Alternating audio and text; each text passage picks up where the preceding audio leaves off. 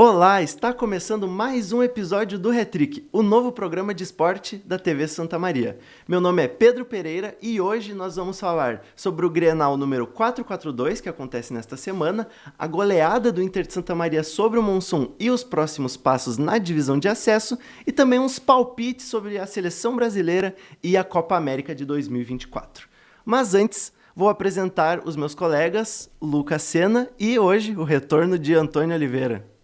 Olá, Lucas, Pedro, todo mundo que está nos assistindo. Estou de volta. Semana passada não pude estar presente porque o clube que detém o meu passe precisou de mim, então... Foi convocado. Fui convocado, né? Não foi para a Copa América, como disse o Lucas semana passada, mas... Rescindiram o empréstimo. Mas fui convocado, tive que estar presente, mas bom estar de volta. Numa semana que eu, como colorado, não estou muito feliz, mas como um simpatizante do Inter de Santa Maria... Estou muito feliz porque o Inter é líder da chave na divisão de acesso. E aí, Tonico, e aí, Pedro? Cara, que grande semana de futebol. Não para nós gremistas e colorados, que iremos se enfrentar no final de semana e que veem os seus times terem momentos tenebrosos, ainda mais pela parte do Grêmio, que não consegue nem sequer pontuar nas últimas rodadas.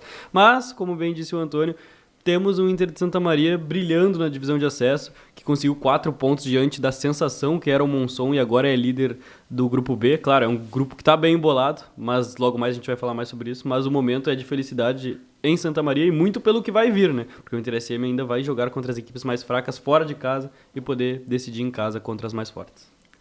Você assiste aos episódios do Hat-Trick na TV Santa Maria, canal 19 na NET, ou no nosso canal no YouTube, youtube.com/hattrickoficial. No Instagram e no TikTok, @hattrickoficial. O Grenal, como sabemos, dá um norte para a semana do gaúcho.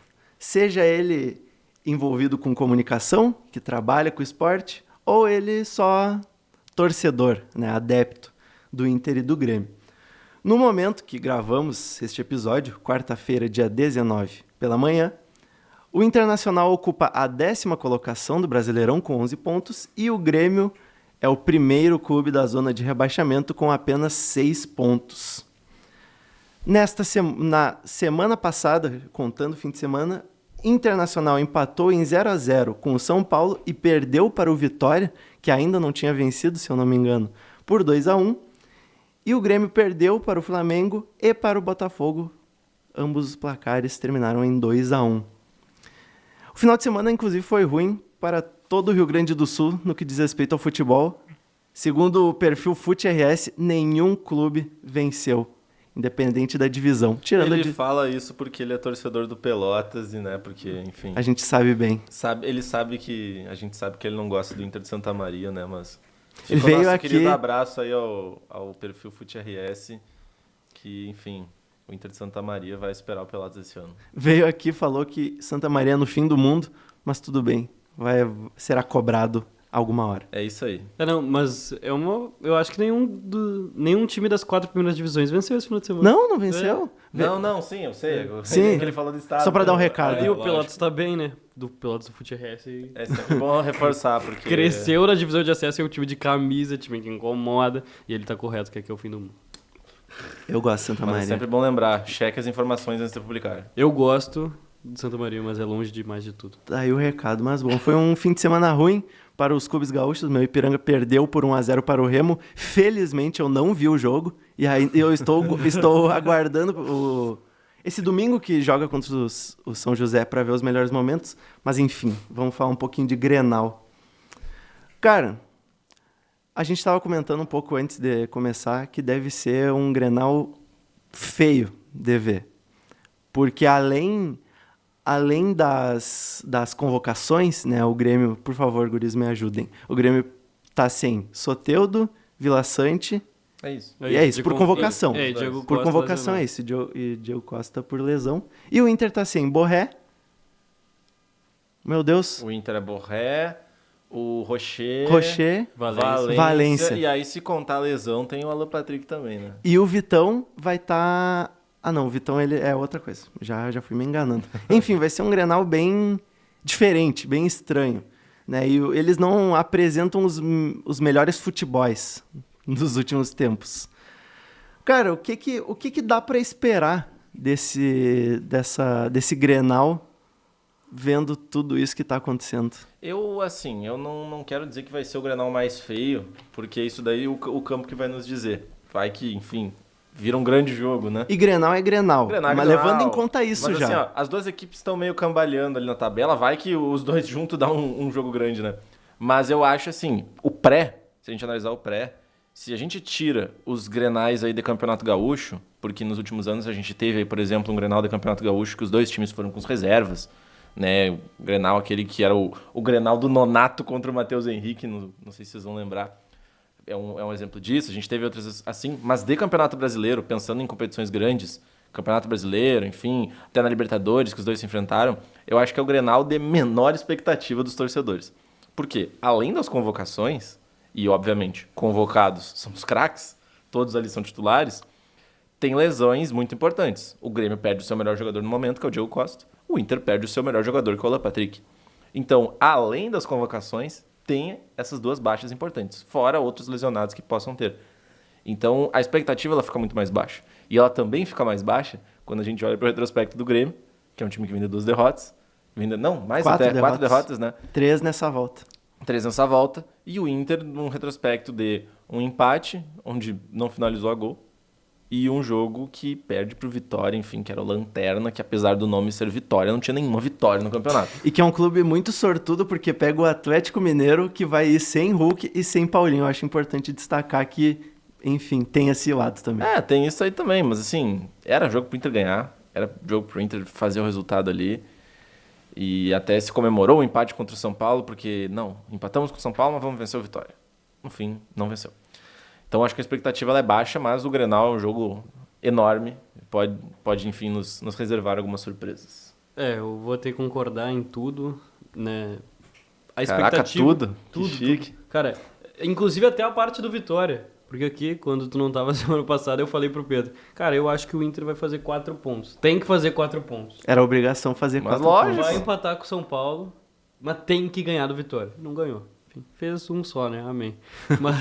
Mas a expectativa pro Grenal é baixa. A gente sabe que, tipo, pode chegar sábado e ser um jogaço, porque Grenal é um campeonato à parte. Existe toda uma motivação externa em tu vencer o teu rival. Tem toda a mística que Grenal muda a fase. E Grêmio e Internacional na fase que estão, vencer um Grenal pode mudar os ânimos das equipes. A gente sabe que isso acontece aqui. Até mesmo ano passado o Grêmio não vivia um bom momento, vence o Inter e cresce na temporada. Então, é uma coisa que acontece diversas vezes aqui. O pré, como disse o Antônio, é tenebroso. As duas equipes não conseguem pontuar muito, mas jogam mal. Esse que é o pior de tudo. São inferiores às outras equipes do país no momento. Até mesmo aquelas que no papel não são inferiores, dentro do campo acabam se demonstrando.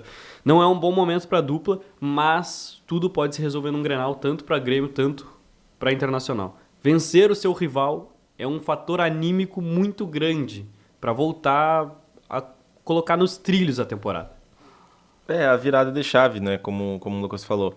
E é bem importante isso, porque realmente a gente já viu históricos aí que o Grenal ele muda a temporada de um time.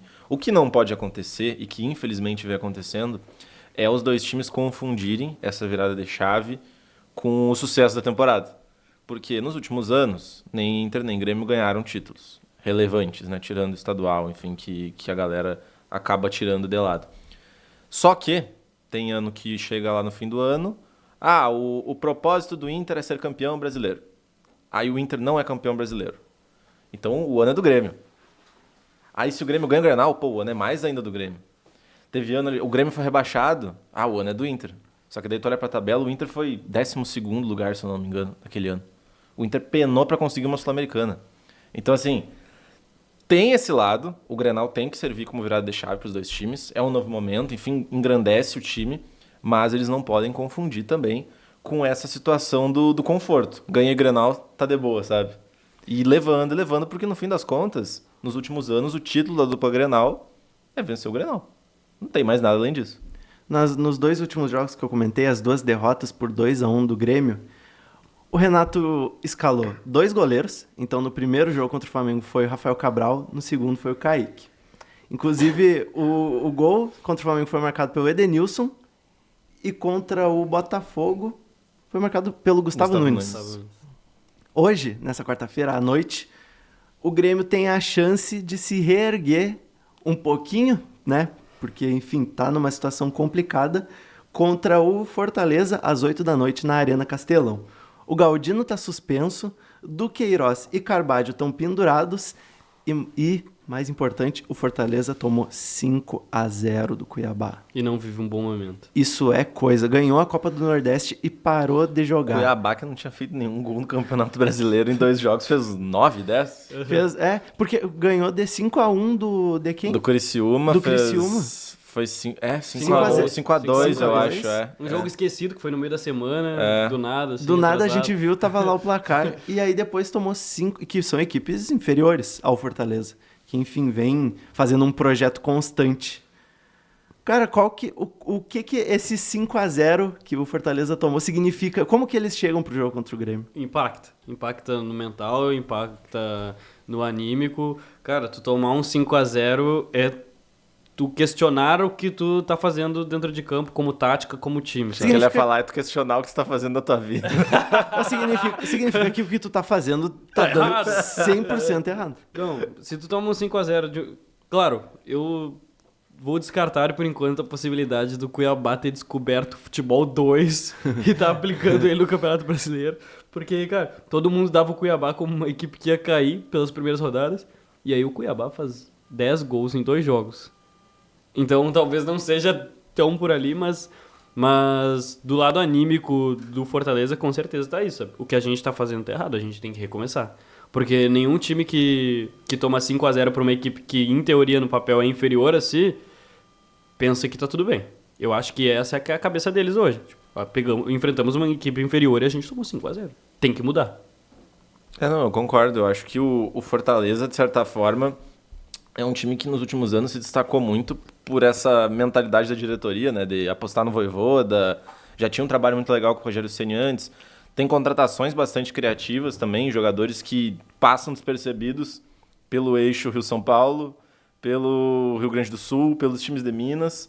E eles conseguem captar esses jogadores e potencializar eles, né? O Caio Alexandre eu acho que é um exemplo muito legal dos últimos anos. Está no Bahia hoje, mas foi bastante requisitado pelo Palmeiras. Então é um time que é organizado, mas vive um momento ruim. Só que a gente tem que lembrar também que recentemente, eu não vou lembrar o ano exato, se eu não me engano foi 2022, talvez, porque o Fortaleza tem um ano que termina em quarto no Campeonato Brasileiro. Que é a maior campanha de um clube de um time nordestino no campeonato, nos pontos corridos, né? Nos pontos corridos.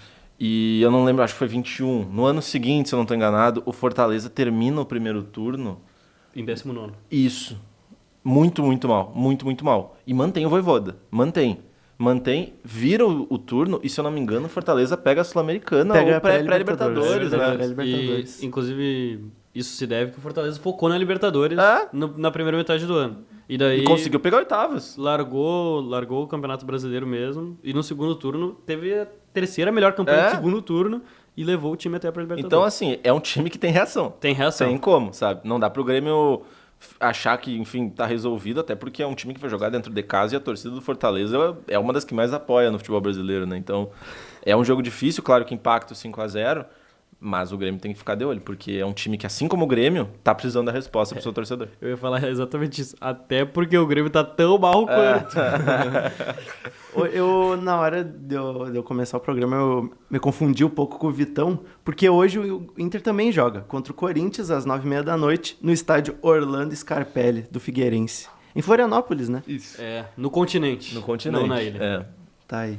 Perfeito. Eu sou ruim da geografia, eu não entendi nada. Mas tudo bem. Enfim, Inter e Corinthians, o Vitão vai estar suspenso, porque ele recebeu o terceiro cartão amarelo, se eu não me engano, no último jogo contra o Vitória. E um clássico nacional pro Inter, dá para se dizer assim, a gente sabe que tem uma rivalidade aí. Muitos colorados odeiam mais o Corinthians que o Grêmio, porque entendem que o Corinthians é apenas ódio, não é ali um futebol bom. Pô, perfeita colocação. Isso eu aí. Acho que é essa a colocação. Acertei? Não, eu acho que é isso, porque o Grêmio é o rival do Inter. Querendo ou não, a gente se zoa, enfim, comemora as derrotas do outro, mas vamos ser sinceros, não existiria o Inter nesse tamanho se não fosse o Grêmio, não existiria o Grêmio nesse tamanho se não fosse o Eles Inter. precisam um do outro. Eles precisam do outro, em vários aspectos, vários. A gente pode ficar um dia inteiro aqui falando sobre os momentos que precisam, enfim. Agora, a relação Inter e Corinthians é uma relação baseada no ódio, na raiva. Não existe nada além disso. Não existe, enfim, se as duas diretorias se dão bem ou não sei. Enfim, pouco importa. Não é esse o ponto. Não é esse o ponto. A questão é, os dois times se odeiam. As torcidas se odeiam. Se tu perguntar pro Colorado hoje se ele prefere que o Grêmio deixe de existir ou o Corinthians, ele vai falar o Corinthians. Assim como se tu perguntar talvez pro corintiano tenha um peso menor. Porque no fim, quem apanha que sente, né? E quem apanhou foi o Inter algumas vezes, né? Por questões de arbitragem, enfim, tem acho que 3 momentos muito marcantes, que é o Brasileiro de 2005, a Copa do Brasil de 2009, né? Que é uma covardia absurda, quando o Inter tinha 2 jogadores convocados para a seleção brasileira, e a seleção brasileira, para amistosos, a seleção brasileira exigiu que eles fossem pro jogo e eles não puderam jogar a final, né? O Kleber e o Nilmar, no caso. Fora erros de arbitragem. E tem o lance do Brasileirão de 2020/21, né? Que é aquele jogo que é um escândalo, enfim, o Corinthians deu a vida também. Mas é um jogo que, assim, as duas equipes se odeiam e é isso. Quem ganhar provoca o outro. Virou regra. A questão também é que o Corinthians tá em crise. Teve um dia, acredito que foi até no dia que a gente gravou, na quarta-feira, se não na quinta-feira, na quarta-feira, que, meu Deus, foram assim, ó, uma sequência de notícias horríveis pro Corinthians em questão de horas. Se eu não me engano, foi no mesmo dia que o Carlos Miguel saiu as notícias que ele ia que pra ele Inglaterra. tá quase fechado, né? Com a Tem uma Nottingham cláusula de rescisão internacional de 4 milhões de euros. Que aí depois o maior patrocínio, né? A casa de aposta. A casa de aposta cancelou. Enfim. Cancelou corretamente, né? Vamos falar bem. Não, e detalhe, o presidente do Corinthians, assim, a política no Corinthians já é uma bizarrice, né? O presidente do Corinthians deu uma entrevista à tarde, se não me engano, falando sobre essa situação dos patrocínios, e ele começou a questionar a idoneidade de um dos patrocinadores, a ponto de que o Corinthians teve que fazer uma nota depois dizendo, não, que estamos questionando o patrocinador, tá tudo bem, é isso. Ou seja, quase perderam mais um. É um grande circo. É um grande circo. Que tá acontecendo lá. Anos, e ainda vai tomar um grande processo da senhora, que teve o nome colocado nessa empresa que usaram de laranja. Então, cara, problema atrás de problema e não se sabe onde vai parar essa bola de neve. São problemas dentro das 4 linhas até fora. Mas... e tem outra questão para esse jogo de Inter e Corinthians, além de todo o peso que já teria, que vai jogar o Carlos Miguel está suspenso, então vai jogar um goleiro que não joga desde 2022. Se eu não me engano, a última partida dele foi em julho de 2022, Matheus Donelli. Sim, que era da base. Se ganhar esse jogo, o que muda pro Grenal, além dos 3 pontos, digamos assim? Confiança, certamente. Os dois times, tanto o Inter e o Grêmio, precisam de confiança. E uma vitória na semana do Grenal dá esse up, sabe?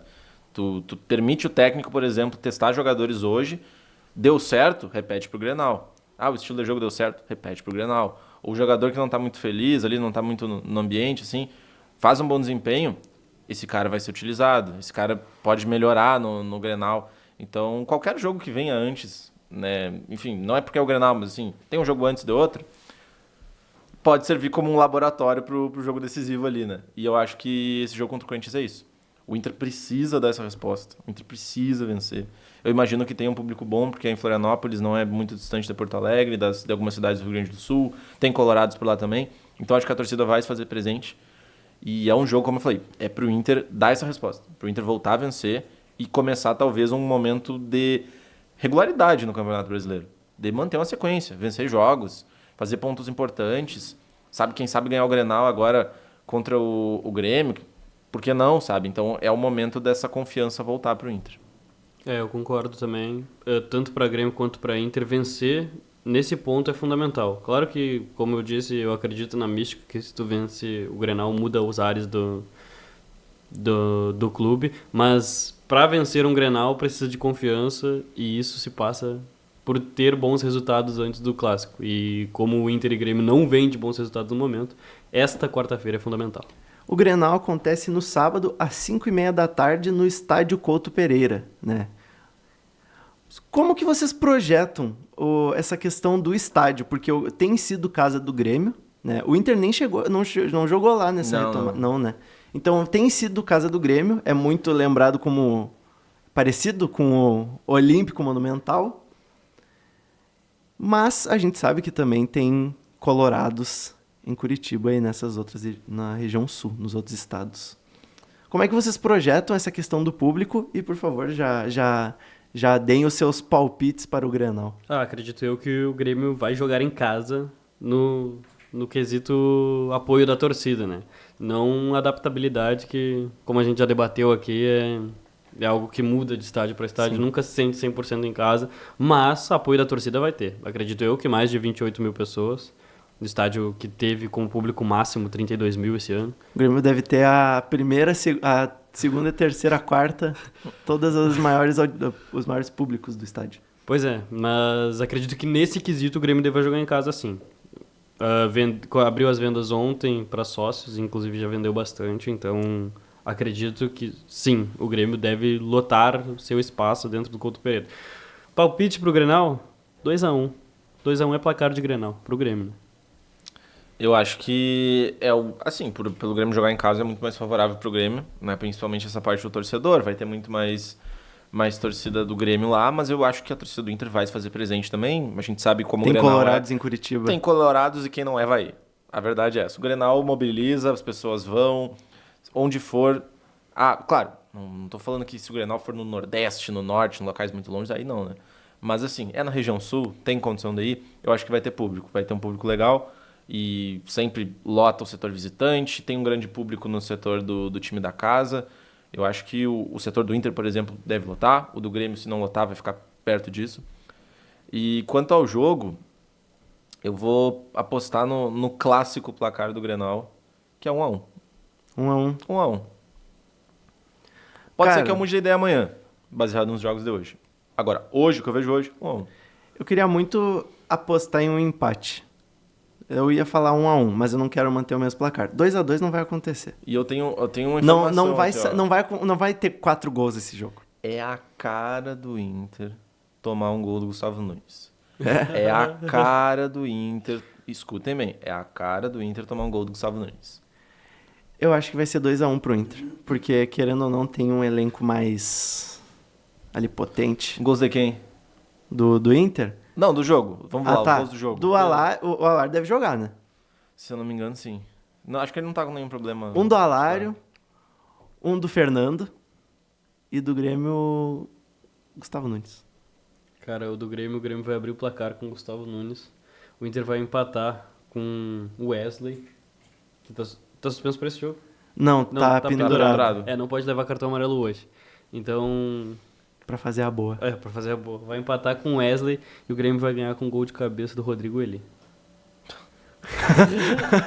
Pelo amor de Deus. Tá indo pro é a virada de chave. Tu apostar na vitória do teu time, eu até entendo. Agora, se o Jarro Pedroso virou a chavinha no último final de semana, vocês querem uma estatística? O próximo é do Rodrigo Eli. Rodrigo Eli é o segundo jogador com mais duelos aéreos ganhos na Copa Libertadores da América. Cara, e pior que é mesmo. E os teus gol, balançadores Deus, de rede. O Gustavo Nunes vai fazer o gol do Grêmio. Eu acho que o Grêmio Esse é o sai na gabarito. frente. O Gustavo Nunes vai fazer o gol do Grêmio. Não, certo. Se tiver gol do Grêmio é dele, pode escrever. E o gol do Inter vai ser marcado pelo Bruno Henrique. Bruno Henrique. Tá aí. Cara, eu acredito que o Fernando vai fazer gol. Ele é um jogador que, ainda que se fale muito, eu acho que não se fala tanto quanto necessário, o suficiente. Mas enfim, vamos deixar o Grenal agora para a semana que vem. Nós vamos voltar a falar de Grêmio Inter, obviamente. E vamos passar para uma coisa que nós três ficamos felizes, que é Inter de Santa Maria na divisão de acesso. No último final de semana, à frente da torcida que, apesar da chuva, compareceu em peso, um gramado pesado. Eu achava que ia estar até mais pesado, mas a gente viu um jogo bem movimentado contra o Mussum, que terminou 3-0 a favor do Internacional. Foi um primeiro tempo intenso, ali até dá para se dizer equilibrado, mas terminou sem gols. No segundo tempo, meu amigo, 5 minutos, gol do Alan Christian. Uns instantes depois, gol do Munsum, mas que até deu uma confusão ali na hora, não dava para saber o que tinha acontecido, a gente descobriu depois. E vendo nas imagens, realmente, tinha 2 bolas em campo, até é um jogador do Munsum que bota a bola para fora, então eles sabiam o que era, mas futebol a gente sabe como é que é. Aos 33, Jarro Pedroso renasce das cinzas e marca o primeiro gol 427 dias depois, como escreveu Antônio Oliveira. Amplia para 2-0.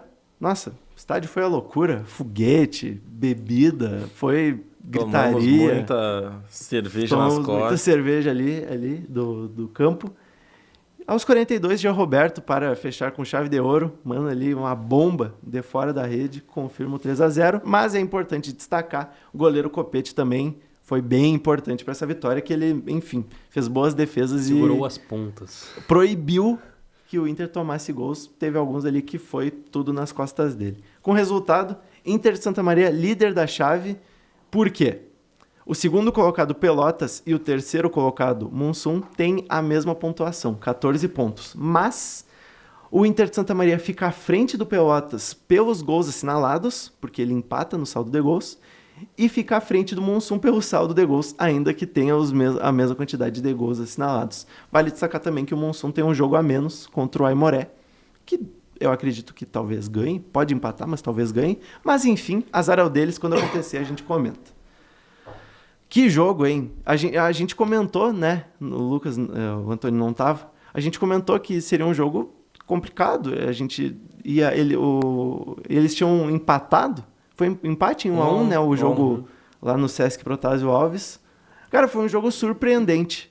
Que eles jogaram de igual para igual, até que ali no segundo tempo o Inter realmente dominou. Ficou jogando a gritos de olé da torcida. Foi um bom fim de semana para o Santa Mariense. O jogo, ele, de certa forma, foi bastante pegado até um certo momento, né? Quem vê o placar acha que foi um baile desde o início. Não. Até ali o gol do Munsum, que é anulado, o jogo era muito, muito disputado. O primeiro tempo foi bastante pegado, né? Tanto que a gente, no fim do jogo, elegeu o craque, o Rafael Copete. Pelo que ele fez antes do placar ficar mais elástico, né? Ele foi muito bem, defendeu muito bem. Foi exigido e quando foi exigido ele foi muito bem no confronto. Mas, assim, precisa lembrar que depois que o Inter faz o segundo gol, aí realmente, né, o jogo fica muito mais favorável. Antes disso, não, era um jogo pegado, um jogo disputado com o Munsum em cima. A gente via os dois times muito naquela pegada no meio de campo, e falta, e disputa de bola, né, chute pra lá, chute pra cá, e os dois times trocando finalizações. Só que aí termina o primeiro tempo e eu acho que o Daniel Franco deve ter sido muito feliz na fala no vestiário, porque o Inter volta para o segundo tempo ligado ainda, o Munsum não, e o Inter se aproveita disso, né? Faz um gol na bola parada. O Jean Roberto muito bem, não começou o jogo como titular, acaba entrando ali, enfim, após a saída do Charles, né? Ele começa a partida, o Jean Roberto entra, aciona no gol ali, e aí, enfim, é um personagem importante do jogo, porque ele também faz um golaço no fim. Mas não tem como não falar do Jarro, né? Porque, enfim, a história dele, todo mundo sabe, das apostas. Ele volta a ser titular, volta a fazer gol, né? A gente estava ano passado lá no gol dele contra o Guarani e dá para dizer, assim, ó, que foi muito perto daquele local. Muito perto mesmo, só que foi um gol de cabeça. Mas foi naquela área, naquela goleira, naquele lado da área. Então, acaba sendo o personagem, né? E aí a torcida deu show. Fogos...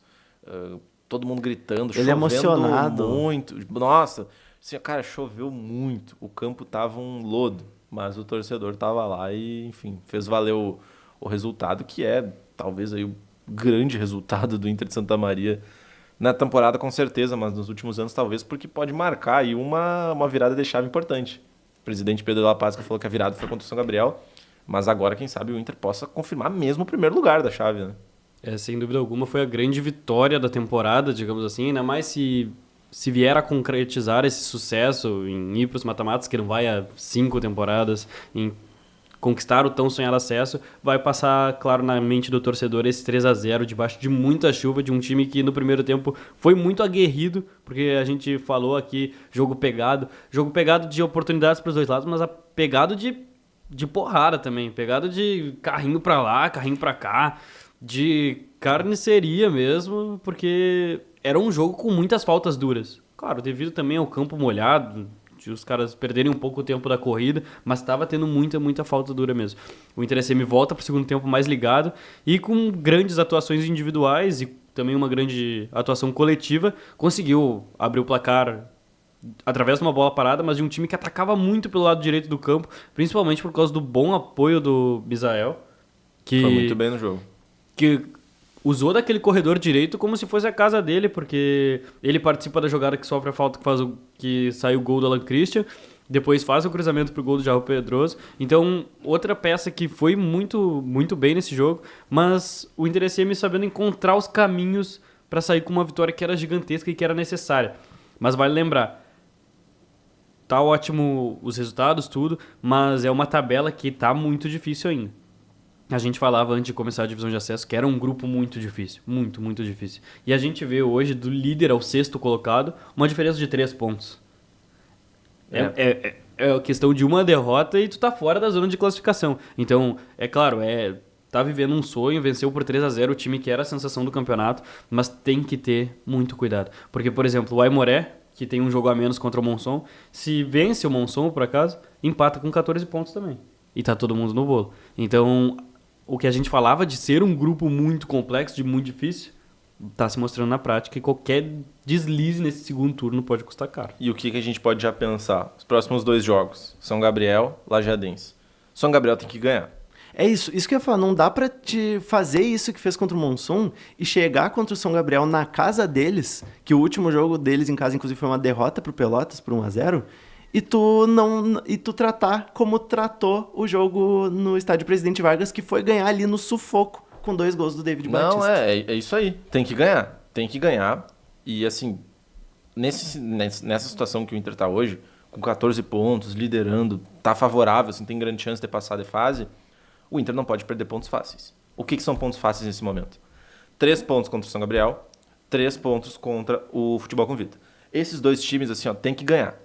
Contra o Bagé, também, sendo bem sincero, tem que ganhar. Não ganhou aqui, mas tem que ganhar lá que é uma outra prateleira, mas ainda é uma outra prateleira, mas ainda dá pra pensar.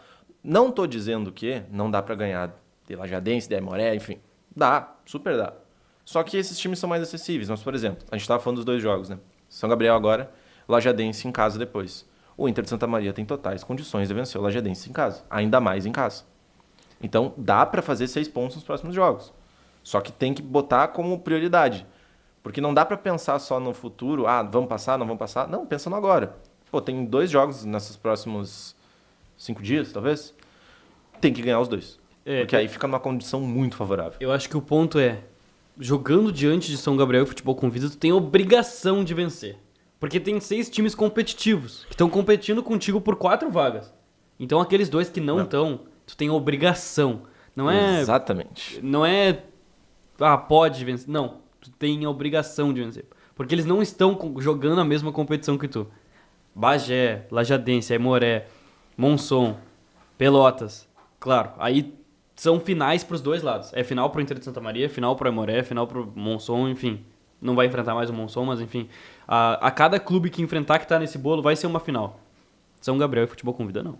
E tem que um fazer campeonato diferente. Fazer valer o estádio também. Isso que eu ia falar. O Inter de Santa Maria na terça-feira, agora, com, enfim, a vitória no final de semana, mas na terça-feira completou 1 ano da última derrota em casa para o Santa Cruz. Muito bem lembrado por Antônio Oliveira no dia do jogo. Muito obrigado, querido amigo. O Santa Cruz, inclusive, outra coisa que tu lembrou, que era do Daniel Franco. Daniel Franco era o técnico, enfim, Santa Cruz ganhou.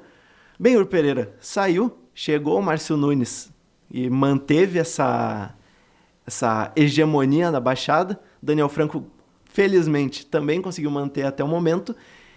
O que eu quero dizer?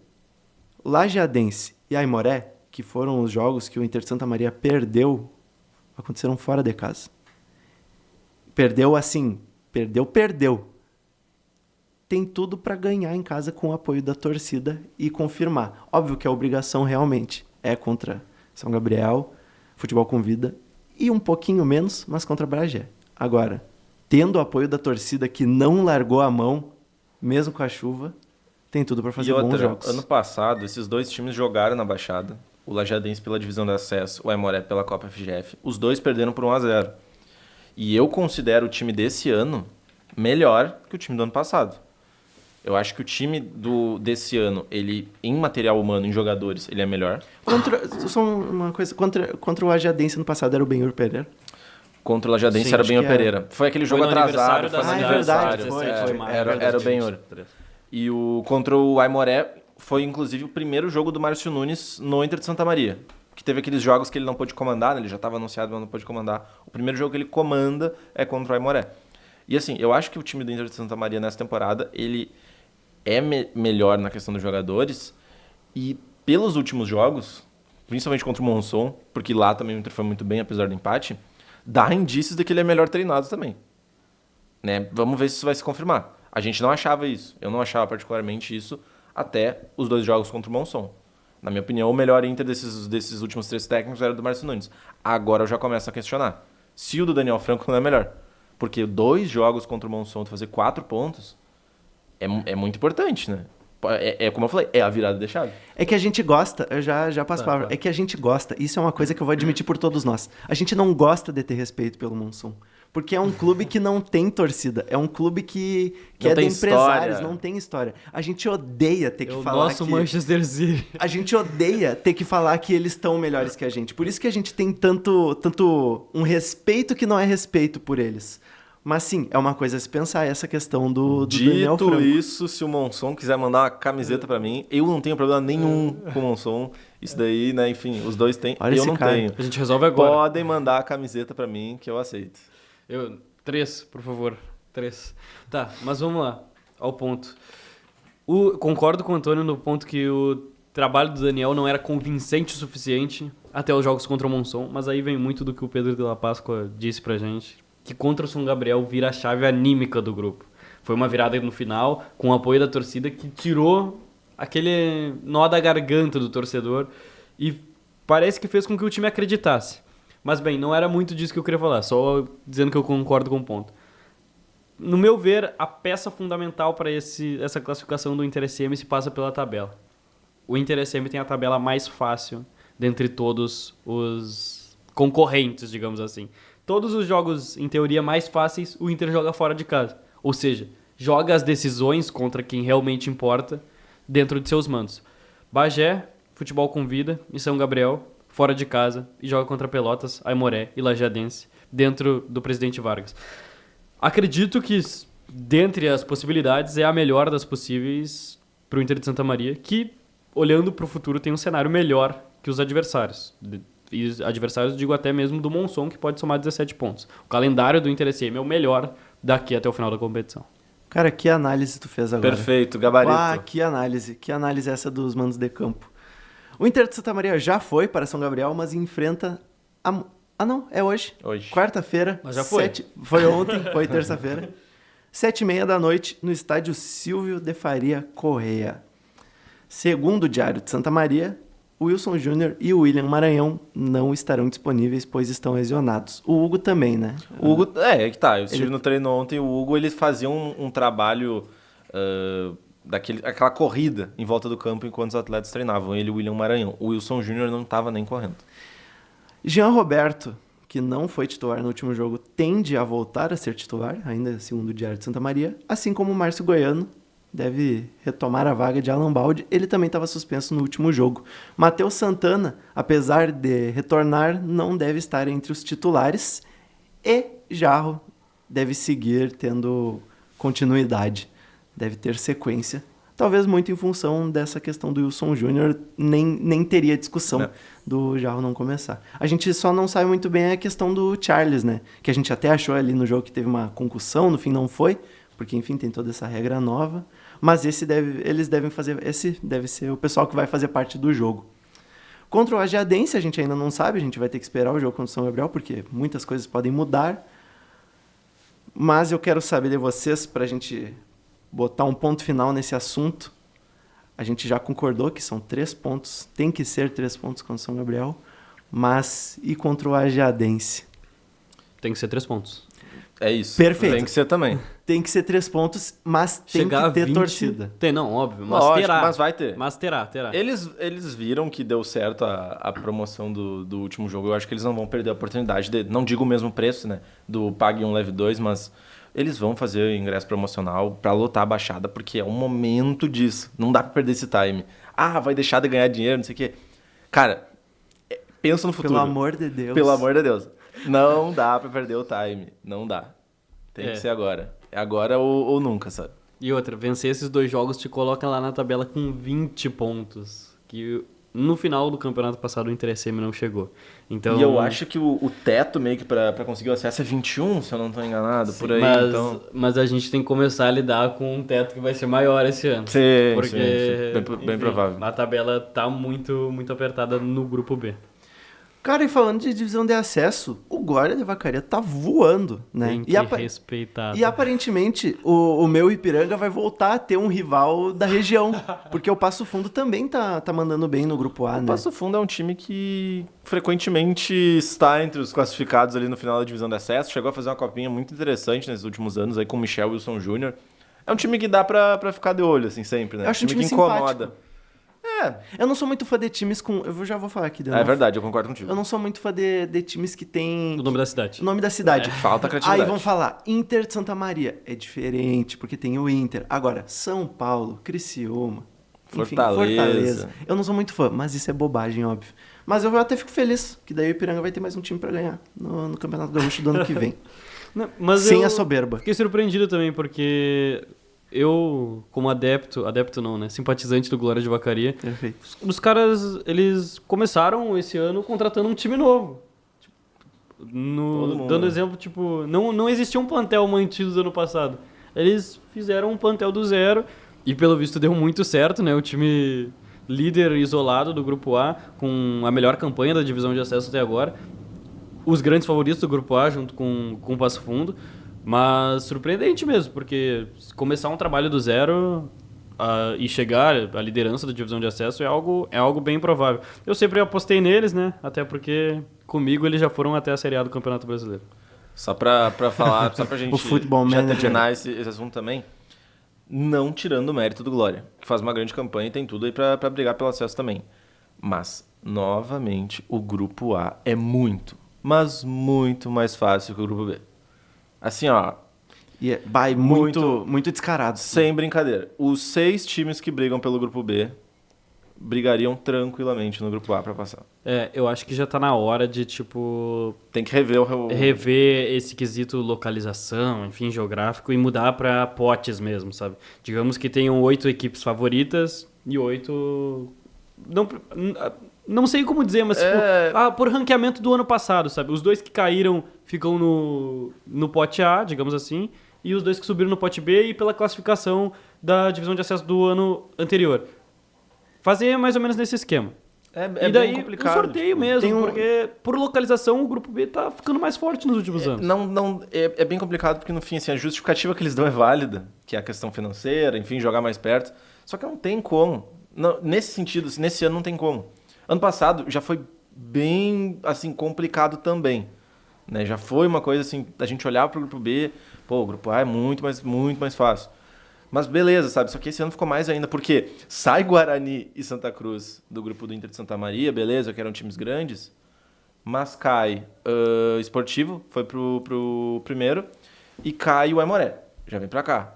Aí sobe Cruzeiro, Futebol com Vida, vai um pra cada, beleza, show. Só que o Monson desce pra chave. O Monson que ano passado fez 32 pontos. Não, que isso, cara? Deitou no... Por que o Monson não rival? podia ficar no grupo A? E daí equilibrava, Esportivo, Monson, pô, legal. Não faz sentido. Vai sabe? lembrar que dos 4 semifinalistas do ano passado, 3 eram do grupo do Inter de Santa Maria. E o Monson passou nos pênaltis nas quartas de final. Exatamente. É só vocês verem, por exemplo, o grupo B do Inter de Santa Maria agora. É que esse assunto tá legal. A gente já vai falar de seleção. Inter de Santa Maria em primeiro, Pelotas em segundo, Monson em terceiro e Bagé em quarto. No grupo A, Glória em primeiro, Passo Fundo em segundo, Veranópolis em terceiro com 12 pontos e o Esportivo em quarto. Então o rival do Inter de Santa Maria seria o Esportivo. Cara, tu vê os nomes, tu vê o desempenho das equipes e tu consegue facilmente ver que E o tem esse Esportivo que desequilíbrio. deveria ser, na teoria, um dos times candidatos ao acesso do Grupo A, né? É um dos times mais fortes, enfim, mas não tá correspondendo dentro de campo. Mas eu acho que o ponto nem é o nome ou o nome dos times assim. O Esportivo também que tem um jogo a menos, que é contra o Glória de Vacaria, não sei se vai valer tanto, é a melhor defesa do campeonato, enfim. Mas pra mim a diferença de pontos é o mais descarado, assim. A gente olha pro Glória e pro sexto colocado União Frederiquense, são 8 pontos de diferença. São 3 rodadas de diferença. No grupo B, é uma rodada do Inter de Santa Maria pro Lajadense. Então, eu acho que esse é o desnível técnico, sabe? Tudo bem, Glória e Passo Fundo podem estar fazendo um grande campeonato, mas e além deles? O resto do grupo joga num nível abaixo. No grupo do Inter de Santa Maria, são 6 times jogando num nível muito semelhante e outros 2 que realmente jogam num nível abaixo. A gente espera que o Inter de Santa Maria suba, obviamente, mas é legal a divisão de acesso. é Pô, muito legal. Tem seu valor. Tem seu E valor. vale lembrar, sendo o líder do grupo, o Inter de Santa Maria só enfrentaria o líder da primeira chave ou o segundo lugar do grupo B numa possível final. Então é se livrar desses 2 fortes candidatos, que hoje seriam Glória e Pelotas. Um recado, né? Só pra falar, a gente ainda vai falar, obviamente, do Inter de Santa Maria na divisão de acesso até o fim, mas o Inter de Santa Maria, conforme o presidente Pedro Della Páscoa anunciou, não teve um anúncio, mas comentou no Papo de Esporte, o programa da Rádio CDN, o Inter de Santa Maria vai fazer parte da Copa FGF deste ano. Enfim, vamos lá para a seleção brasileira. E vai pra Copa do Brasil. Boa, tá aí, tá dito. A dobradinha, divisão de acesso e Copa FGF. Pois seria Santa Maria ficar 6 meses em festa. Precisa nem ganhar a divisão de acesso, só ganhar a semifinal. Bom, seleção brasileira, né? Semana que vem começa a caminhada rumo ao título da Copa América de 2024. Na segunda-feira, dia 24 de junho, às 10 da noite, Brasil e Costa Rica se enfrentam. O Brasil, em preparação para a Copa América, fez 2 amistosos. O primeiro contra o México, tomou um sufoco ali, mas conseguiu ganhar com o gol do Endrick por 3-2. E mais recentemente, empatou em 1-1 com os Estados Unidos. Gols de Rodrigo para o Brasil e Pulisic, é o LeBron James, O LeBron né? James, do futebol. LeBron James do futebol para os Estados Unidos. Desde a chegada de Dorival Júnior, são 2 vitórias e 2 empates em 4 jogos, ou seja, ainda não perdeu, mesmo que tenha todo esse clima tenso envolvido. Antes da gente projetar a Copa América, a seleção brasileira, por favor, o Endrick tem que ser titular ou é loucura? Eu vou falar uma coisa que pode fazer... Talvez vocês não concordem, mas eu acho que faz sentido. Eu acho que o Endrick pode ser titular na Copa América, mas não no primeiro jogo. Por quê? O primeiro jogo é o jogo que dita as primeiras impressões. Então, assim, se um jogador for mal no primeiro jogo, ele vai ser execrado. E aí ele vai afetar... E aí no segundo já não querem ele. Agora, o jogador do segundo jogo, a galera pouco lembra, porque a Copa América é tiro curto. Então, eu, particularmente, faria o quê? Não começaria com o Endrick no primeiro jogo. Porque, ele tem 17 anos e já tem idade pra jogar? Tem, mas eu ainda acho que, assim, pode cair uma pressão desnecessária sobre ele. Principalmente por ser o referência. Então, eu acho que ele não tem que começar, mas, assim, no momento que der pra colocar, já coloca, já pensando no quê? No segundo jogo ele já vai ser titular. Porque daí tira a pressão da estreia e no segundo ele já pode ter uma tranquilidade. Eu concordo, Scaloni dos Pampas. Eu concordo. Aí, ó. Muito do que se viu da Argentina na Copa do Mundo de Aí, 2022. ó. Tem um cara que entende de futebol, né? Entende. Tem minhas referências. O Scaloni das Pampas... Eu acredito que deve ser o mais correto de se fazer. Até porque se eu estiver jogando de 9 do Brasil, segunda-feira tem que ganhar da Costa Rica, gente. É isso aí. Esse é o ponto. Não precisa queimar o Endrick numa estreia de Copa América pra ser lembrado, como o menino que perdeu 5 gols. Não. Se for o Evanilson, se for o PP de 9, se for o Bremer de 9, o Brasil tem que ganhar da Costa Rica. Esse que é o ponto. O Bremer, é isso.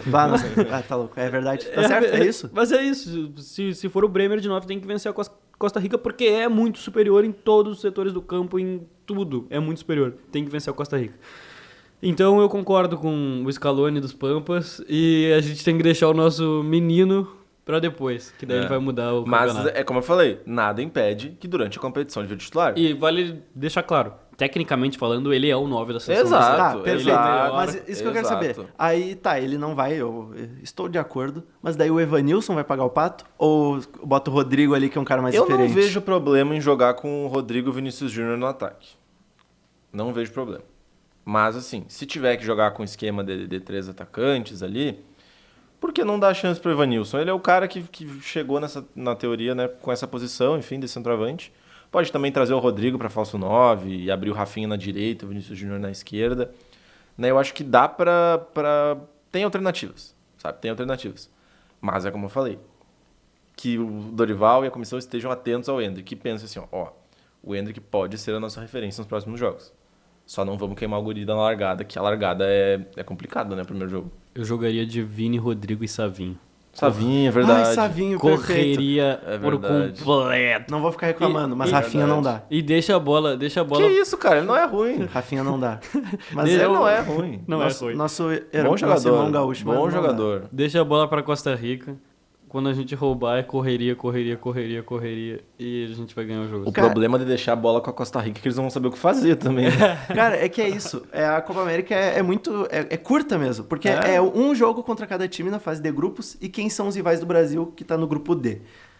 Costa Rica, Colômbia e Paraguai. Costa Rica, obviamente, é o rival mais fraco. É, assim, os 3 pontos que, sem soberba, têm que estar garantidos.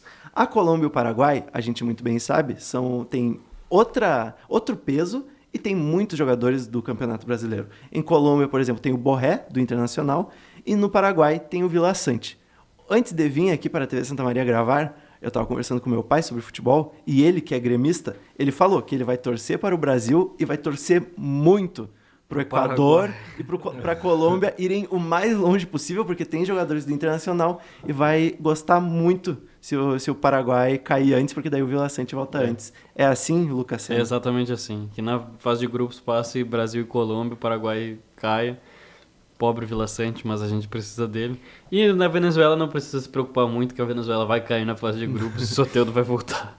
Eu acho que nesse grupo do Brasil, assim, eu torço, como o Lucas falou, né, para que os times que o Inter depende, aí Uruguai e Colômbia caiam cedo, mas eu acho que não. Eu acho que vão longe. Acho que o Uruguai tem grandes chances aí de ser um dos finalistas, talvez, né, uma tradicional seleção do continente. A Colômbia, na minha opinião, é o time que pode surpreender.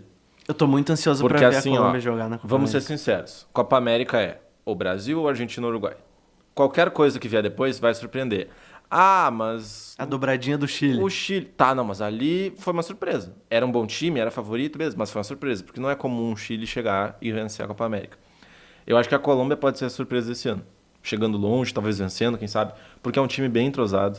É um time que sabe jogar, tem jogadores com recurso e é Copa América. É tiro curto. Então, ganhou um jogo, tá cada vez mais perto da final. Então, eu acho que a Colômbia tem grandes chances disso. E acho que no grupo do Brasil talvez seja o adversário para se preocupar mais. O Paraguai depois, que tem hoje muito mais a tradição do que o futebol jogado. O Paraguai não joga tão bem assim, mas tem melhorado. Nos últimos anos a gente viu um Paraguai muito, muito mal, não classificando nem para a Copa do Mundo. E o Paraguai está caminhando aí para uma melhora. Né? Não sei se vai chegar a voltar para a Copa do Mundo recente, mas nos próximos anos.